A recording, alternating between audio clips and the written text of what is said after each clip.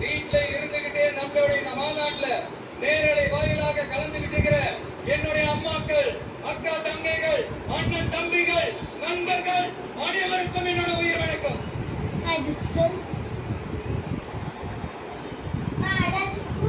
மதுரைனாலே உடனே ஞாபகத்துக்கு வருது சீறி பாஞ்சி துள்ளி குதிக்கிற யாருக்கும் அடங்காத காளைகள் விளையாடுற அலங்காநல்லூர் ஜல்லிக்கட்டு தான்.